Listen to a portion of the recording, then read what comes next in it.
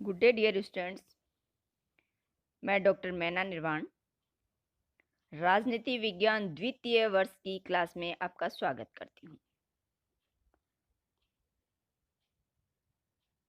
इससे पहले वाले वीडियो में हमने संघीय कार्यपालिका के मंत्रिमंडल के बारे में चर्चा की।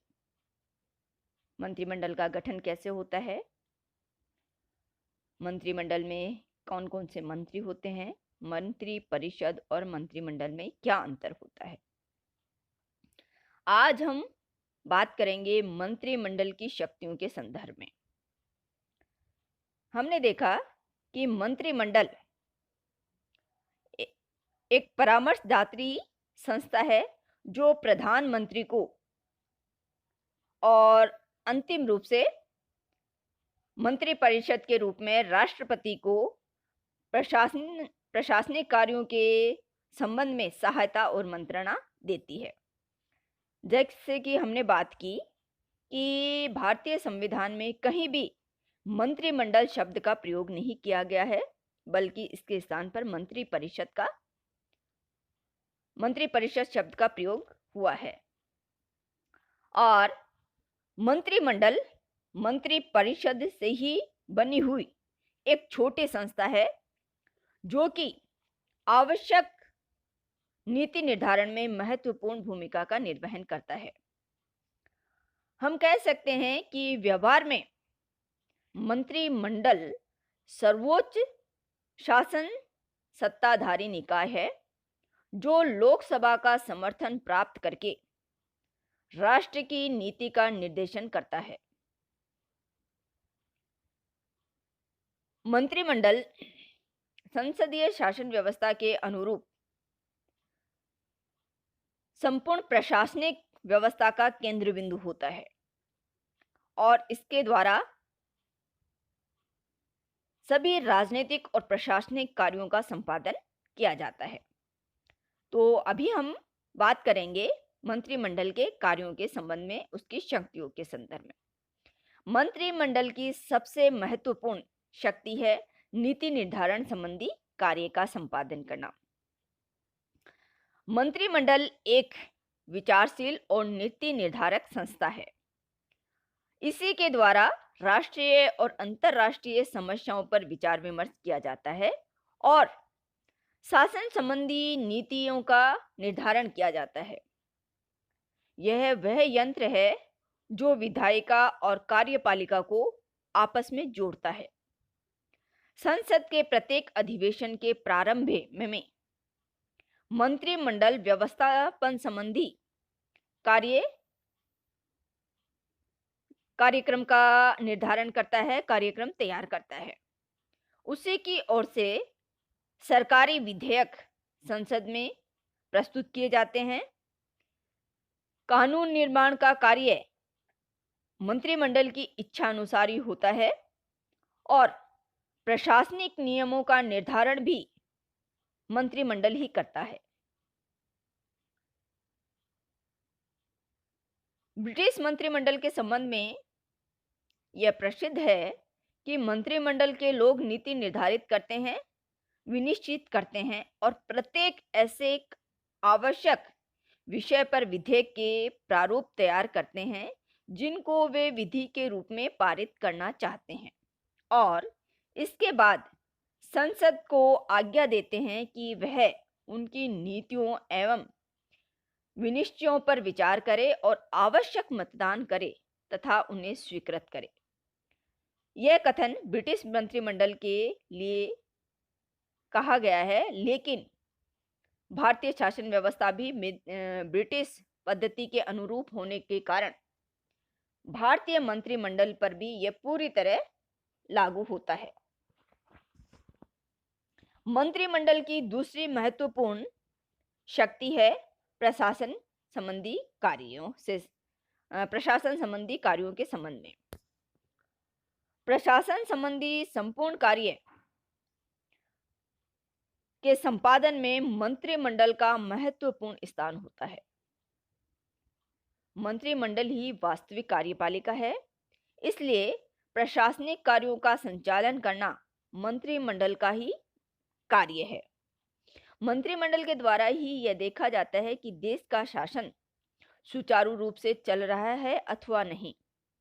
राज्य के महत्वपूर्ण पदों पर जैसे राज्यपाल, न्यायाधीशों, राजदूतों, संघीय लोक सेवा के सदस्यों और अन्य महत्वपूर्ण पदों पर मंत्रिमंडल के द्वारा ही नियुक्ति के संबंध में अंतिम निर्णय लिया जाता है। मंत्रिमंडल ही इन उपर्युक्त जिन पर अभी हमने बात की उन पदों के संबंध में नियुक्ति संबंधी अंतिम निर्णय लेता है और राष्ट्रपति की स्वीकृति केवल एक औपचारिकता होती है। देश की प्रगति के लिए पंचवर्षीय योजनाओं का निर्माण मंत्रिमंडल के द्वारा ही मंत्रिमंडल की के नेतृत्व में उसकी देखरेख में ही होता है। आपातकाल की घोषणा के संबंध में राष्ट्रपति को मंत्रिमंडल के द्वारा ही परामर्श दिया जाता है। इस प्रकार हम कह सकते हैं कि मंत्रिमंडल वह धुरी है जिस पर प्रशासन चक्र घूमता रहता है। मंत्रिमंडल का तीसरा महत्वपूर्ण कार्य और शक्ति विधायी कार्यों के संबंध में है। मंत्रिमंडल को विधायी क्षेत्र में भी महत्वपूर्ण शक्तियां प्राप्त होती है। वह सरकार की ओर से संसद में सभी विधेयकों को रखता है और उन्हें स्वीकृत कराता है। मंत्रिमंडल के सदस्य विधेयक को संसद में प्रस्तुत करते हैं, संसद की कार्यवाही सुनिश्चित करते हैं और यह निश्चित करते हैं कि मंत्रिमंडल की बैठक कब बुलाई जाएगी, कितने दिनों तक यह बैठक चलेगी। मंत्रिमंडल की बैठक यानी संसद के अधिवेशन को कब भंग किया जाएगा आदि निर्णय मंत्रिमंडल के द्वारा ही लिए जाते हैं। मंत्रिमंडल ही सरकार की आर्थिक नीतियों का भी निर्धारण करता है और राष्ट्रीय बजट भी मंत्रिमंडल के द्वारा ही तैयार किया जाता है। मंत्रिमंडल ही धन विधेयक को तैयार करता है। इस प्रकार प्रत्येक विधायी कार्य या प्रत्येक विधेयक मंत्रिमंडल की देखरेख में ही तैयार होता है। उसकी स्थापना या उसका प्रस्तुतिकरण संसद में होता है और उसी के नेतृत्व में विधेयक संसद में पारित होता है। तो विधायी कार्यों को संपादित करने में मंत्रिमंडल की महत्वपूर्ण भूमिका रहती है। अगला महत्वपूर्ण कार्य मंत्रिमंडल का है वैदेशिक कार्यों का संपादन करना। विदेश नीति का निर्धारण मंत्रिमंडल के नेतृत्व में ही संपादित होता है या मंत्रिमंडल के द्वारा ही राष्ट्र की विदेश नीति का निर्धारण किया जाता है। अंतर्राष्ट्रीय जगत में आर्थिक, राजनीतिक और सांस्कृतिक संधियां मंत्रिमंडल के निर्देशन पर ही संपादित होती है। दूसरे देशों के साथ युद्ध की घोषणा करना, शांति वार्ता, युद्धोपरांत शांति वार्ता करना, व्यापारिक राजनीतिक समझौते करना और अंतर्राष्ट्रीय समस्याओं के संबंध में समाधान करना मंत्रिमंडल का ही महत्वपूर्ण कार्य होता है। मंत्रिमंडल का एक अन्य महत्वपूर्ण कार्य समन्वय संबंधी कार्य है। समन्वय के संबंध में मंत्रिमंडल को महत्वपूर्ण शक्ति प्राप्त होती है। मंत्रिमंडल के द्वारा ही शासन के विभिन्न विभागों में समन्वय स्थापित किया जाता है। विभिन्न विभागों के कार्यों का मार्गदर्शन मंत्रिमंडल के द्वारा किया जाता है। मंत्रिमंडल समस्त विभागों में उत्पन्न होने वाले विवादों एवं मतभेदों को दूर करके शासन में समन्वय स्थापित करता है और सरकार की एकता को सुनिश्चित करता है। मंत्रिमंडल, और इसीलिए कहा जाता है कि संसदीय शासन व्यवस्था में मंत्रिमंडल एक साथ डूबता है और एक साथ तैरता है, यानी प्रत्येक विभाग के कार्यों की जिम्मेदारी जहां उस विभाग के विभागाध्यक्ष की होती है, उसके साथ साथ ही संपूर्ण मंत्रिमंडल की भी वह जिम्मेदारी होती है। संपूर्ण मंत्रिमंडल सभी विभागों के संदर्भ में निर्णय लेता है विभागों के कार्यों में समन्वय बनाता है, उनकी नीतियों में समन्वय बनाता है और अपनी राजनीतिक एकता का परिचय देता है। इस प्रकार मंत्रिमंडल संसदीय शासन व्यवस्था में वास्तविक कार्यपालिका होती है। राष्ट्रपति नाम मात्र की कार्यपालिका है और मंत्रिमंडल ही वास्तविक कार्यपालिका संसदीय शासन व्यवस्था में होती है। मंत्रिमंडल और लोकसभा का आपसी संबंध। संसदीय शासन व्यवस्था में मंत्रिमंडल सामूहिक रूप से लोकसभा के प्रति उत्तरदायी होता है। सामूहिक उत्तरदायित्व के दो अर्थ यहाँ है। पहला है, मंत्रिमंडल का मंत्री अपने अपने प्रशासन विभाग का विभागाध्यक्ष होता है और अपने विभाग के समस्त कार्यों के लिए वह व्यक्तिगत रूप से लोकसभा के प्रति उत्तरदायी होता है। यानी उसका अपने विभाग के कार्य संपादन में संपूर्ण उत्तरदायित्व होता है। और दूसरा है कि प्रत्येक मंत्री सामूहिक रूप से लोकसभा के प्रति उत्तरदायी होता है। यानी हर एक मंत्री अपने विभाग के कार्यों के प्रति उत्तरदायी होता है और इसके साथ ही साथ वह मंत्रिमंडल की इकाई के रूप में संपूर्ण मंत्रिमंडल के रूप में कार्यपालिका के प्रति उत्तरदायी होता है। इसका अर्थ यह है कि सभी मंत्री एक इकाई के रूप में अपने पदों पर कार्य करते हैं और इकाई के रूप में ही अपने पद का त्यागपत्र या अपने पद का त्याग करते हैं। जैसे अभी हमने बात की कि मंत्रिमंडलात्मक शासन व्यवस्था में मंत्री एक साथ डूबते हैं और एक साथ तैरते हैं।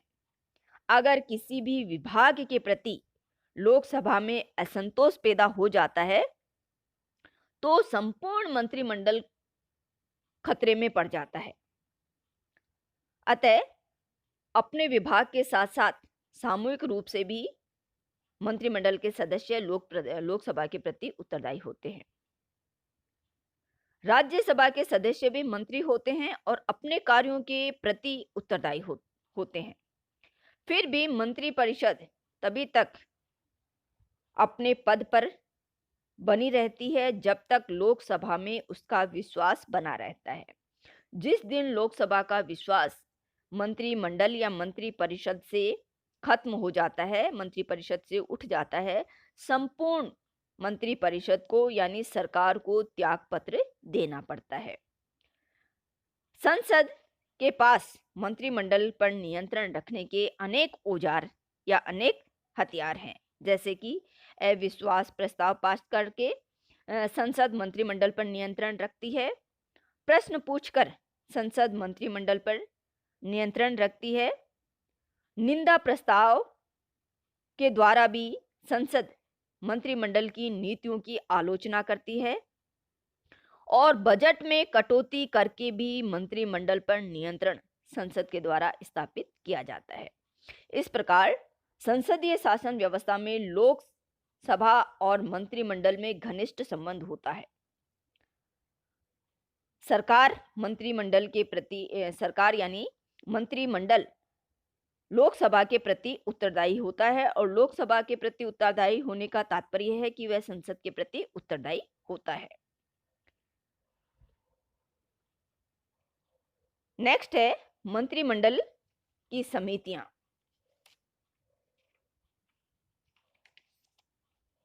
मंत्रिमंडल के द्वारा अपने कार्यों का सफल और सुचारू संचालन करने हेतु समितियों का गठन किया जाता है।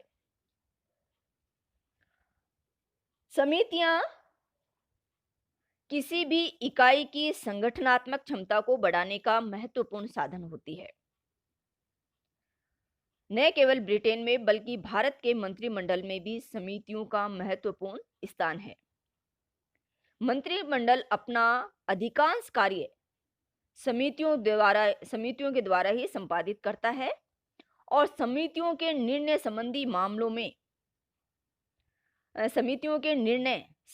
मामलों में बाध्यकारी या बंधनकारी होते हैं। मंत्रिमंडल को समितियों के निर्णयों पर विचार करने का अधिकार भी होता है। समितियां अपने निर्णय मंत्रिमंडल को प्रेषित करती है। सामान्यतः कोई भी विषय सीधा मंत्रिमंडल के समक्ष प्रस्तुत नहीं किया जाता। पहले उस पर समितियों के द्वारा विचार विमर्श किया जाता है और उस पर निर्णय लिया जाता है। उसके उपरांत ही मंत्रिमंडल में उस पर विचार विमर्श होता है।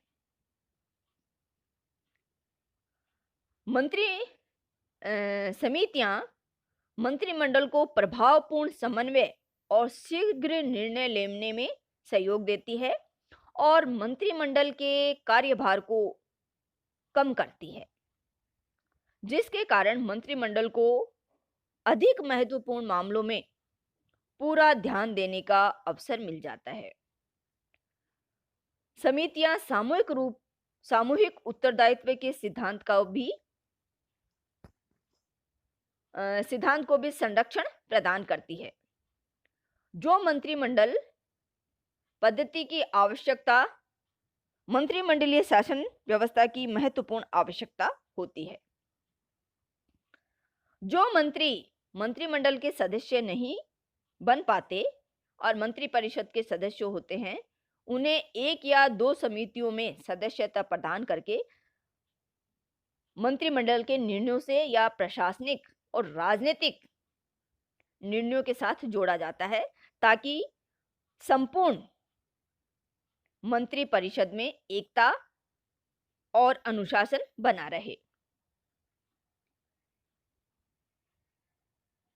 जो मंत्री कैबिनेट के सदस्य नहीं होते हैं, उन्हें मंत्रिमंडल की समितियों में बैठने के लिए आमंत्रित किया जाता है और उनके अनुभवों का लाभ उठाया जाता है और उन्हें मंत्रिमंडल के कार्यों के निकट संपर्क में या मंत्रिमंडल की नीतियों के संपर्क में और लाने का प्रयास किया जाता है और समन्वय बनाने का महत्वपूर्ण कार्य किया जाता है। अतः समस्त मंत्रिमंडलात्मक शासन के निर्णय के प्रति आंशिक रूप से सभी सदस्यों का उत्तरदायित्व बना रहता है। मंत्रिमंडल की समितियां नागरिक सेवाओं पर भी प्रभावी राजनीतिक नियंत्रण स्थापित करने में मंत्रिमंडल की सहायता करती है। जैसे कि न्यूजीलैंड में नागरिक सेवकों को समितियों के द्वारा बुलाकर प्रस्तावों के संबंध में और समस्याओं के संबंध में पूछताछ की जाती है।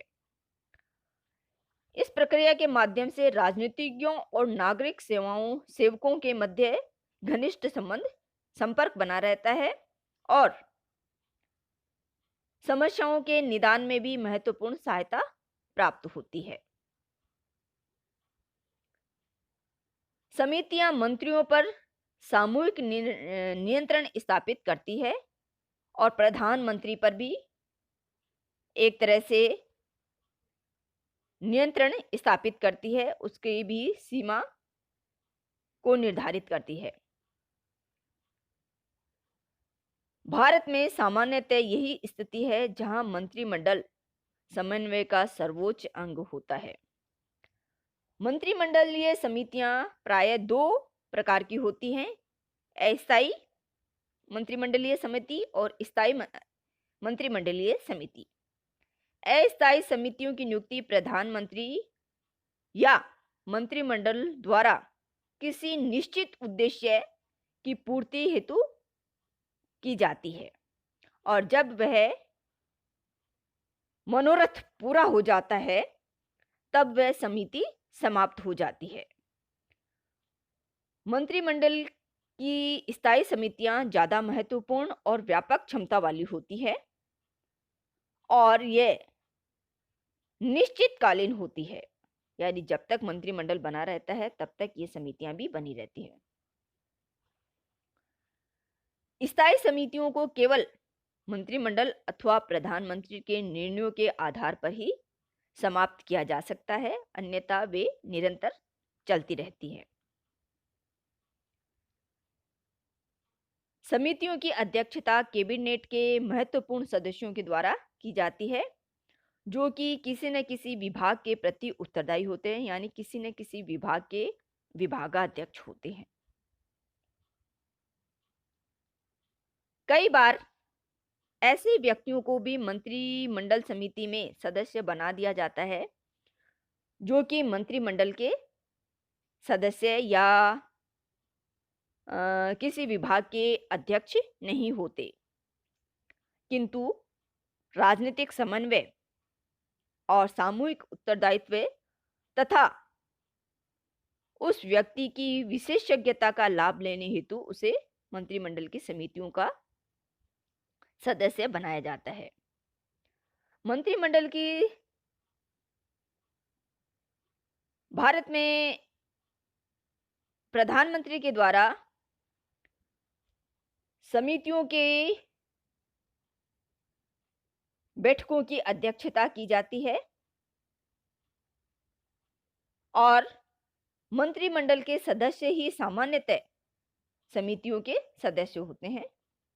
मंत्रिमंडलीय समितियों की संख्या समय और आवश्यकता के अनुसार घटती बढ़ती रहती है।